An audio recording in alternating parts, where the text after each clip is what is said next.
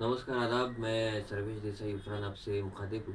आज मैं surgical strike की बात करने वाला हूँ। नहीं, जो 2016 का उरी रिटेलिएशन हुआ था, उसकी बात मैं नहीं कर रहा हूँ। या 2019 का जो बालाकोट एयर स्ट्राइक हुआ था, मैं उसकी भी बात नहीं कर रहा हूँ। अ, बहुत सारे कामयाब सर्जिकल स्ट्राइक्स हमारे आर्मी ने एग्ज़ीक्यूट किए हैं इससे पहले। मगर मैं आज जिस सर्जिकल स्ट्राइक की बात करने वाला हूँ, वो पाकिस्तान पर नहीं हुई थी। वो हिंदुस्तानियों पर ही हो रही है और हिंदुस्तानी ही कर रहे हैं। जिन पर ये सर्जिकल स्ट्राइक हो रही है वो है कोई कम्युनिटी और जो फ़िशर फ़ोक्स हैं हमारे मुंबई के। फ़िशरमैन मैं नहीं कहूँगा, क्योंकि फ़िशर सिर्फ मैन नहीं होता है। तो जो फ़िशर फ़ोक्स हैं उन पर होने वाली सर्जिकल स्ट्राइक की आज मैं बात करूँगा। ये सर्जिकल स्ट्राइक जहाँ पर हुई है, उस जगह हो रही है, उस जगह का नाम ससून डॉक है, जो 1875 में इनॉग्रेट हुआ था और मुंबई का पहला वेट डॉक था। और इवेंचुअली जो है वो सेंट्रल हब भी बना मुंबई के फ़िशिंग कल्चर का, फ़िशिंग कम्युनिटी का। और 1999 में जो दो मुख्य किरदार हैं वो एंटर होते हैं इस कहानी में। उन मुख्य किरदारों का नाम है मुंबई पोर्ट अथॉरिटी, MBPA, और MFDC, जो है Maharashtra fisheries development corporation. Mumbai port authority जो है वो एक ऑटोनोमस बॉडी है, सेंट्रल गवर्नमेंट के अंडर आने वाली। और MFDC जो है वो एक पब्लिक सेक्टर अंडरटेकिंग है, PSU है, जो महाराष्ट्र स्टेट गवर्नमेंट के अंडर आता है। और मुंबई पोर्ट अथॉरिटी ने MFDC के अगेंस्ट और MFDC के जो ऑक्यूपेंट्स हैं, MFDC के ऑक्यूपेंट्स यानी लोकल ट्रेडर्स और फिशर फोक्स, उन सबके अगेंस्ट एविक्शन प्रोसीडिंग स्टार्ट किए थे। जिसके पीछे 3 से 4 मुख्य कारण थे। एक था मल्टीपल लीज वायलेशन, एक था अनऑथराइज्ड कंस्ट्रक्शन, और इलीगल सबलेटिंग, और सिग्निफिकेंट अनपेड रेंट।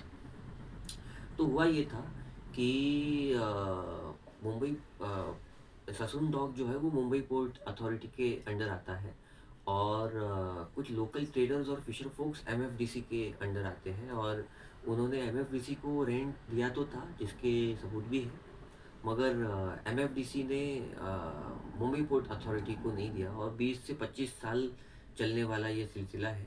इसमें समझ लीजिए कि अगर मुंबई पोर्ट अथॉरिटी ने 4 रुपया पर स्क्वायर फीट ये रेंट रखा था, तो MFDC ने लोकल ट्रेडर्स और फिशर फोक्स से 150 रुपया पर स्क्वायर फीट लिया। और ऐसा भी नहीं है कि वो लेकर फिर मुंबई पोर्ट अथॉरिटी को 4 रुपया पर स्क्वायर फीट दिया। उन्होंने फिशर फिशर फोक्स और ट्रेडर्स से तो 150 रुपया लिया, लेकिन मुंबई पोर्ट अथॉरिटी को भी 4 रुपया नहीं दिया। तो ये फंड्स का साइफनिंग जो है 20 से 25 साल और शायद उससे भी ज़्यादा मुंबई MFDC करता रहा, जिसकी वजह से फिशर फोक्स और जो लोकल ट्रेडर्स हैं उनको अभी बहुत दिक्कत हो रही है, प्रॉब्लम हो रही है। तो 2009 में मुंबई पोर्ट अथॉरिटी ने ये एविक्शन ऑर्डर जारी किया था MFDC और MFDC के जो ऑक्यूपेंट्स हैं, लोकल ट्रेडर्स और फिशर फोक्स हैं, उनके अगेंस्ट। फिर इसको चैलेंज किया गया और फिर 2014 में सुप्रीम कोर्ट ने इस एविक्शन ऑर्डर को अपहेल्ड किया था, और MFDC और MFDC के ऑक्यूपेंट्स को 6 महीनों का नोटिस दिया था वेकेट करने के लिए।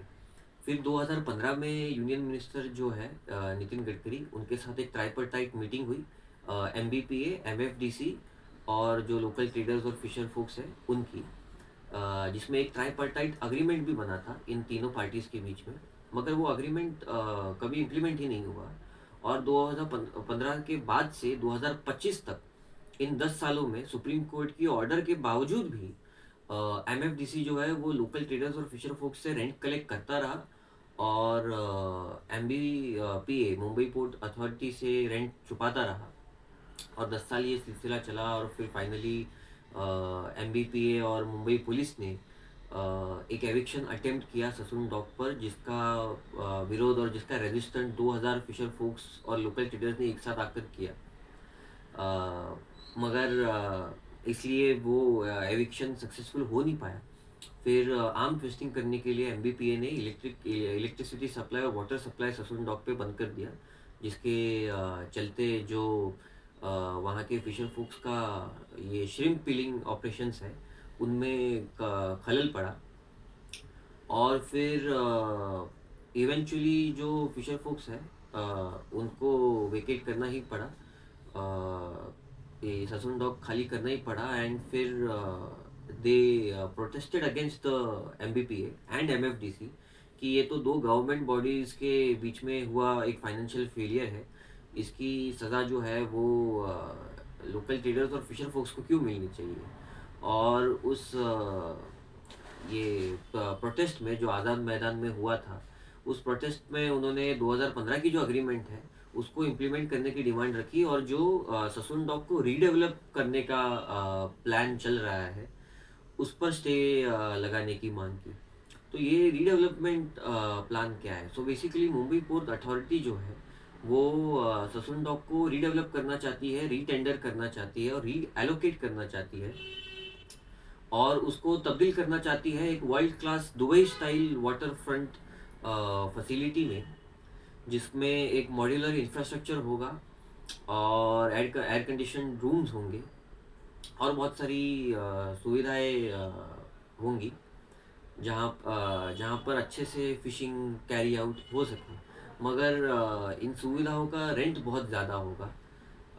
जो ऑफ कोर्स अभी जो लोकल ट्रेडर्स वहाँ पर काम करते हैं, रिसाइड करते हैं, और फिशर फोक्स वहाँ पर काम करते हैं, वो इस रेंट को ऑफ कोर्स अफोर्ड नहीं कर पाएंगे। तो उनका यही फियर है कि उनकी जो जगह है उसका एक जेंट्रिफिकेशन, ससुन डॉक का एक जेंट्रिफिकेशन यहाँ पर हो रहा है। तो जेंट्रिफिकेशन का मतलब बेसिकली ये होता है कि अर्बन एरियाज़ में एक किसी चार अमीर लोग एक शहर का एक गरीब इलाका पकड़ते हैं और उस गरीब इलाके को एक world class Dubai style facility में तब्दील करते हैं। और फिर वो तब्दील करने के बाद वहाँ पर और कई अमीर लोग आते हैं और व्यापार करते हैं और काम करते हैं, और उस वक्त जो गरीब लोग वहाँ पर व्यापार कर रहे थे, रह रहे थे, वो फिर वहाँ से डिस्प्लेस हो जाते हैं। इसी फेनोमेना को जेंट्रिफिकेशन कहा जाता है, और यही जेंट्रिफिकेशन जो है वो ससुन डॉक के साथ होने वाला है। और इसी सर्जिकल स्ट्राइक की मैं बात कर रहा था। तो ये जो लोकल ट्रेडर्स और फिशर फोक्स वहाँ से डिस्प्लेस हो जाने के बाद वहाँ पर बहुत सारे अमीर लोग आएंगे और अपना कारोबार चलाएंगे। और ये अमीर लोग, ये बिल्कुल भी ज़रूरी नहीं है कि मुंबई के हो या महाराष्ट्र के हो, या यूँ कह लो कि शायद ये मुंबई महाराष्ट्र के होंगे ही नहीं। तो इसी सर्जिकल स्ट्राइक की मैं बात कर रहा था, और ये ना एक शुरुआत है और ना ही, मतलब डेफिनेटली ये एक अंत नहीं होने वाला है। और इसी बात को नुमाया करने के लिए राहत इंदौरी साहब के दो शेर मैं आपके साथ साझा करना चाहूँगा कि लगेगी आग तो आएंगे जद में घर कई के, लगेगी आग तो आएंगे जद में घर कई के, यहाँ पर सिर्फ हमारा मकान थोड़ी है, सभी का खून शामिल है यहाँ की मिट्टी में, सभी का खून शामिल है यहाँ की मिट्टी में, किसी के बाप का हिंदुस्तान थोड़ी है। जी हाँ, हिंदुस्तान किसी के बाप का नहीं है, और मुंबई भी किसी के बाप की नहीं हो सकती। बहुत बहुत शुक्रिया। Thank you.